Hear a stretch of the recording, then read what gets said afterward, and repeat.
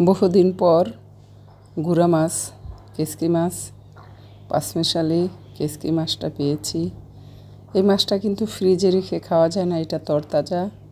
অল্প করে কিনে আনবেন এবং তরতাজা খেতে হবে। আর এটার মধ্যে সবজি দিয়ে রান্না করা যায় না। অনেকে আলু দেয়, কিন্তু আমি আজকে আলুও দিব না, শুধু পেঁয়াজ কুচি, কাঁচামরিচ কুচি দিয়ে একটু হলুদ, একটু মরিচের গুঁড়া, একটু ধনিয়ার গুঁড়া, একটু জিরার গুঁড়া, একটু লবণ এ দিয়ে আজকে এই মাছটা রান্না করব।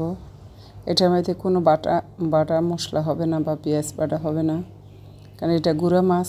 পেঁয়াজ দিয়ে কাঁচামরিচ কুচি দিয়ে রান্না করলেই মজা হয়। আর তরতাজা কাঁচামরিচ কুচি দিয়ে আমি রান্না করে দেখাচ্ছি আপনাদের। খুবই মজা হয় এই মাছটার চচ্চড়ি।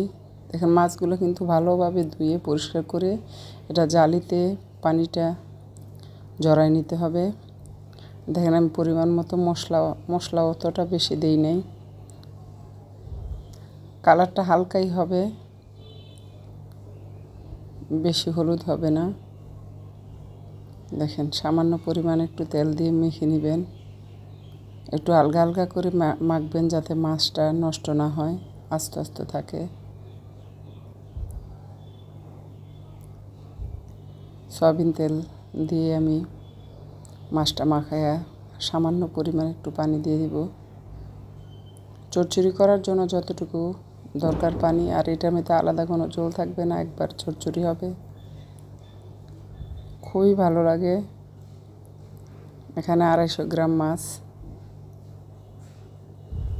দেখেন, মাখানো হয়ে গেছে। এখন আমি চুলায় বসিয়ে দিব। মশলাটা একসাথে মিশে গেছে, এখন চুলায় বসিয়ে রান্নাটা করে ফেলব।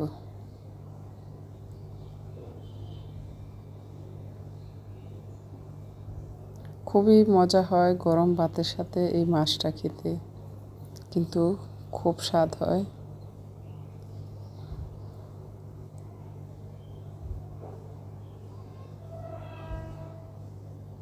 দেখেন, এখন চুলায় বসিয়ে দিব।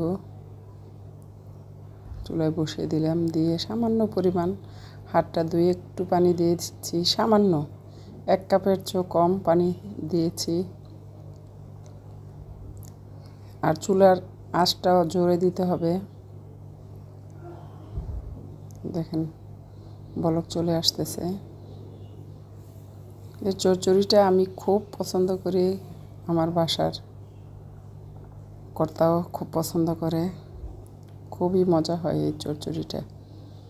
আমি কিন্তু আজ দুপুরে আমি এই চচ্চড়ি দিয়ে ভাত খেয়েছি। খুব ভালো লাগে।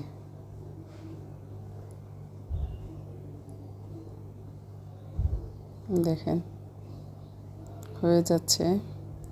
টমেটো দিলে আরও ভালো হয়, কিন্তু আমি আজ ইচ্ছা করি টমেটো দিইনি। আমি শুধু পেঁয়াজ দিয়ে কাঁচামরিচ দিয়ে খেতে চেয়েছি।